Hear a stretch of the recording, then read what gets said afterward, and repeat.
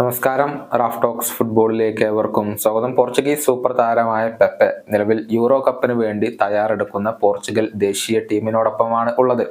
നമുക്കറിയാം, 41 വയസ്സുള്ള ഈ താരം ഇപ്പോഴും മിന്നുന്ന പ്രകടനമാണ് പുറത്തെടുക്കുന്നത്.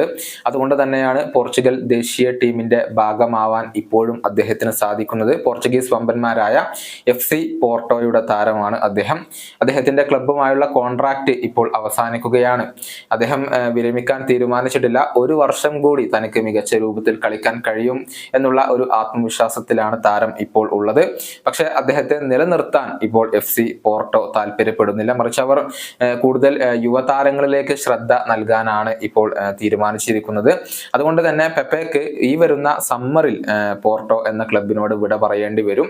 പക്ഷെ ഒരു വർഷം കൂടി ഫുട്ബോൾ ലോകത്ത് തുടരാനാണ് അദ്ദേഹത്തിന്റെ തീരുമാനം. ഇപ്പോൾ ക്രിസ്ത്യാനോ റൊണാൾഡോയുടെ സൗദി അറേബ്യൻ ക്ലബ്ബായ അൽ നസർ താരത്തിൽ താല്പര്യം പ്രകടിപ്പിച്ചുകൊണ്ട് രംഗത്ത് വന്നിട്ടുണ്ട്. ഇക്കാര്യം റിപ്പോർട്ട് ചെയ്തിരിക്കുന്നത് പ്രമുഖ പോർച്ചുഗീസ് മാധ്യമമായ എബോലയാണ്.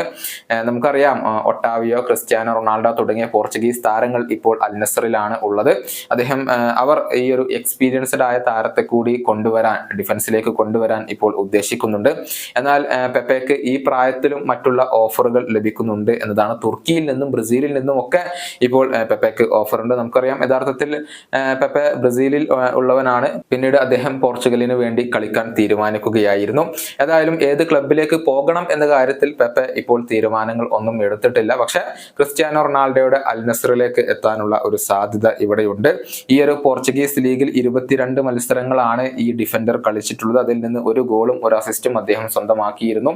ഈ പ്രായത്തിലും അദ്ദേഹം മികച്ച പ്രകടനം നടത്തുന്നു എന്നുള്ളത് ഏവരെയും അത്ഭുതപ്പെടുത്തുന്ന കാര്യമാണ്.